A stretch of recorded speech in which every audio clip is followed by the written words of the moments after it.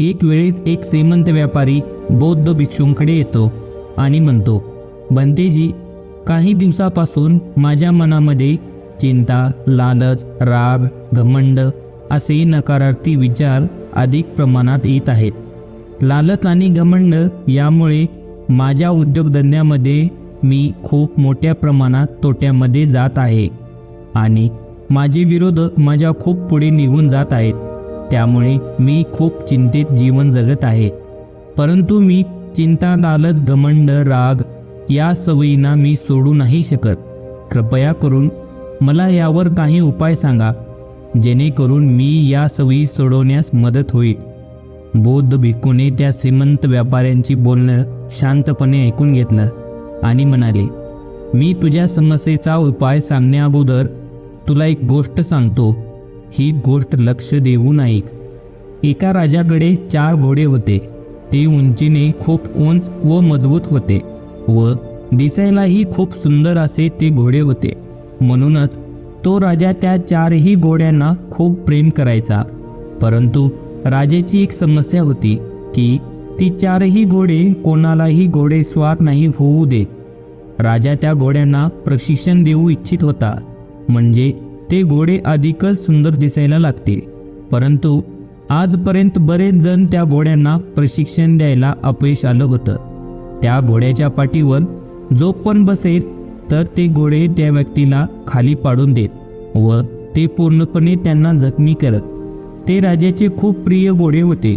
म्हणूनच त्यांना कोणीही न मारता, न इजा पोहोचवता त्यांना प्रशिक्षण देण्यात यावे असा राजांचा आदेश होता. राजाने आपली पूर्ण राज्यामध्ये अशी घोषणा केली की या 4 घोड्यांना जो पण इजा न पोहोचवता उत्तमरित्या प्रशिक्षण देईल त्याला राजामार्फत 1 लाखाच्या सोन्याच्या मुद्रा बक्षीस म्हणून देण्यात येतील. ही घोषणा गावोगावी पोहोचल्यानंतर एक तरुण शेतकरी राजदरबारी येतो आणि म्हणतो, महाराज, मी तुमच्या 4ही घोड्यांना कसलीही शारीरिक इजा न पोहोचवता घोडीस्वाराचं उत्तम असं प्रशिक्षण देतो. त्यासाठी माझ्या काही अटी आहेत. राजा म्हणतो, काय आहेत तुझ्या अटी? शेतकरी म्हणतो, मला या घोड्यांना उत्तमरित्या प्रशिक्षण करण्यासाठी 1 वर्षाचा कालावधी हवा आहे व त्यांचं राहणं, खाणं सर्व जबाबदारी ही माझी असणार आहे. त्याचबरोबर या घोड्याबरोबर राहण्याची माझी सोय असावी. राजा म्हणतो, ठीक आहे, तुझ्या सर्व अटी मला मान्य आहेत. उद्यापासून या घोड्यांना तू प्रशिक्षण देऊ शकतोस. सकाळ होताच तो तरुण शेतकरी त्या घोड्यांना एका मैदानात सोडून देतो व चहूबाजूने तो धावायला सुरुवात करतो. थोडा वेळ धावून झाल्यानंतर तो त्या घोड्यांना आपल्या हाताने खायला देतो, पाणी पाजतो आणि त्याच मैदानावरती तो त्यांच्यासोबत आराम करतो. घोडे आता पण त्याच मैदानात खुल्यामध्ये फिरत होते. कोणत्या पण घोड्याला बांधण्यात आलं नव्हतं. जेव्हा सायंकाळची वेळ होते तेव्हा परत एकदा तरुण शेतकरी उठून मैदानाच्या चहूबाजूने धावायला सुरुवात करतो. तरुण शेतकरी जेव्हा धावत असतो तेव्हा भीतीने घोडेही इकडे तिकडे धावू लागतात. जेव्हा रात्र होते तेव्हा तो त्या घोड्यांना बांधून त्यांना खायला देऊन त्यांच्याजवळच तो झोपी जातो. सकाळ होता परत एकदा शेतकरी तो त्या घोड्यांना खुलं मैदानात घेऊन जातो व तो शेतकरी चहूबाजूनी धावायला सुरुवात करतो. पुन्हा ते घोडे भीतीने इकडे तिकडे धावू लागतात. अशी शेतकऱ्याची दिनचर्या बनवून गेली. तो घोड्यांना मैदानात खुल्लं सोडून देतो, त्यांना खाऊ घालतो, त्यांना आंघोळ घालतो, त्यांच्यासोबत खेळतो आणि त्यांच्यासोबतच झोपी जातो. ते आता घोडे त्या शेतकऱ्यांसोबत मिळून राहू लागले. त्यांना वाटू लागले की हा शेतकरी त्यांचा मित्र आहे. घोडे स्वतःला स्वतंत्र समजून लागले व त्या शेतकऱ्याला ते आवडूही लागले. असंच करत 6 महिन्याचा कालावधी निघून गेला. एक दिवस राजा शेतकऱ्यांचे प्रशिक्षण पाहण्यासाठी मैदानावरती येतो. राजाने पाहिले की शेतकरी घोड्यांच्या समोर धावत आहे व त्यांच्या पाठीमागे ते 4ही घोडे धावत आहेत. राजाला त्या शेतकऱ्याचे प्रशिक्षण खूप आवडलं. जेव्हा 1 वर्षाचा कालावधी पूर्ण झाला तेव्हा राजाकडे संदेश देण्यात आला की घोड्यांचे प्रशिक्षण पूर्ण झालं आहे. राजा खूप उत्साहाने त्या घोड्यांना पाहण्यासाठी आला. शेतकऱ्यांनी एका एका घोड्याच्या पाठीवरती बसून घोड्याला धावून दाखवले. घोडे पूर्ण नियमाने चांगल्यारीत्या धावले. राजा खूप आश्चर्यचकित झाला.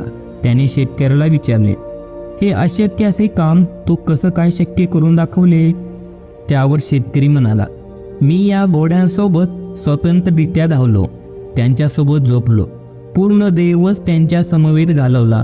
त्यांचं राहणं खाणं आंघोळ याची सर्व जबाबदारी मी चांगल्यारीत्या पार पाडली. मी त्यांच्यासमोर धावायला लागलो हे पाहून ते माझ्या पाठीमागे धावू लागले. प्रथम मी त्यांच्या पाठीवर एखादी काठी ठेवू लागलो. सुरुवातीला ते काठी खाली पाडू लागले. नंतर काही कालावधीनंतर सवयी झाल्यामुळे मी त्यांच्या पाठीवर बसू लागलो. काही वेळ त्यांच्या पाठीवर बसून राहू लागलो. नंतर खाली उतरून त्यांच्यासोबत मी पण धावू लागलो. यामुळे घोड्यांना त्यांच्या पाठीवर मी बसण्याची त्यांना सवय लागून गेली. नंतर मी त्यांना धावायला सुरुवात केली. नंतर हळूहळू ही त्यांची सवय बनून गेली. हे ऐकून राजा खूप खुश झाला व राजाने त्या तरुण शेतकऱ्याला 1,00,000 सोन्याची मुद्रा बक्षीस म्हणून भेट दिली व त्या शेतकऱ्याला राजदरबारी त्या घोड्याची देखरेख करण्यासाठी कामावरही ठेवण्यात आलं. गोष्ट संपवत बौद्ध भिक्खू त्या श्रीमंत व्यापाऱ्याला म्हणाले, मानवामध्ये पण याच प्रकारे हे 4 प्रकारचे घोडे आढळतात. त्याचं नाव आहे चिंता, घमंड, राग, लालच आणि या गोष्टीत जो प्रशिक्षक म्हणून शेतकरी आहे ते आहे आपला मेंदू. म्हणजे आपण स्वतः आपल्या मनातील या 4 घोड्यांना सदा प्रशिक्षण दिलं पाहिजे, जेणेकरून ते आपल्या निगराणीत राहतील. प्रथम त्यांच्याशी मैत्री केली पाहिजे, म्हणजे त्यांच्या कारभाराला आपण समजून त्यांच्यावर बंधने आणली जाऊ शकतात आणि ते हळूहळू शक्य आहे. तुम्ही त्यांच्यावर अचानकपणे बंधने लादू नाही शकत. पहिला उदंड घोडा चिंता.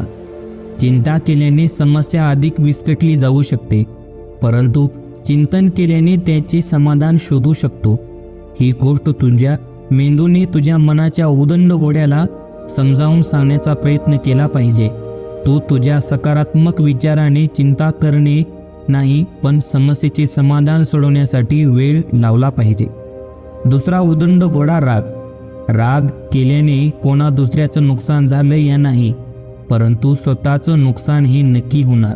पण काही ठिकाणी राग करणे बरोबर आहे, जसे की कोणी विनाकारण आपलं नुकसान करत असेल, या कोण्या कमजोर अशा व्यक्तींना मारत असेल वा भीती दाखवून त्यांच्याकडून काम करून घेत असेल. पण कधी कधी किती प्रमाणात राग करायचा, कधी त्याला नियंत्रणात ठेवायचं आहे, याचं सर्व गोष्टी आपल्या मेंदूकडून या बेलगाम घोड्याला नियंत्रणात ठेवू शकतो. तिसरी गोष्ट घमंड. घमंड आणि आत्मविश्वास खूप कमी प्रमाणात आहे. याला फक्त मीच करू शकतो हा घमंड आहे, याला मी करू शकतो हा आत्मविश्वास आहे. घमंड आणि आत्मविश्वास यामधील अंतर आपल्या मेंदूकडून मनाला समजून सांगितलं पाहिजे. अथवा कोणाला आपला पैसा, ताकद, सुंदरतेचं घमंड आहे, तर त्याला आपल्या मेंदूकडून आपल्या घमंड नावाच्या घोड्याला समजावून सांगितलं पाहिजे की माझ्या अगोदर बरेच लोक होऊन गेले की माझ्यापेक्षा खूप सुंदर, ताकदवान आणि पैसेवाले होते, पण आता ते पूर्णपणे मातीमध्ये मिळून गेली. जीवनात काहीही स्थिर नाही, हे सर्व पूर्ण काळ राहणार नाही. ही गोष्ट आपल्या मेंदूद्वारे आपल्या घमंड नावाच्या घोड्याला समजावायला हवी. चौथा विचार लालच. लालच ज्ञानाचं असेल तर उत्तम, पण अज्ञानाचा लालच असेल तर वाईट. आणि लालच आणि मेहनतीने व इमानदारीने पैसा कमवायचा असेल तर उत्तम, पण लालच चालाकीने, धोक्याने लवकरात पैसा कमवायचा असेल तर वाईट. हाच फरक या चौथ्या घोड्याला म्हणजेच लालचाला आपल्या मेंदूद्वारे समजावून सांगितलं पाहिजे. शेवटी बौद्ध भिक्षूने व्यापाऱ्याला म्हणाले, माझ्या या सर्व गोष्टीचा अर्थ तू तुझ्या आतील वाईट गोष्टींना संपवायचा असेल तर तू त्यांना समजून हळूहळू आपल्या बुद्धीच्या माध्यमातून त्यांच्याशी दुरावा निर्माण करू शकतोस. यानंतर बौद्ध भिक्षूंनी त्यांची डोळे बंद केली आणि तो श्रीमंत व्यापारी त्यांना अभिवादन करून तेथून निघून गेला. मित्रांनो, आशा करतो की या गोष्टीच्या माध्यमातून तुम्ही एक चांगलाच बोध घ्याल. धन्यवाद.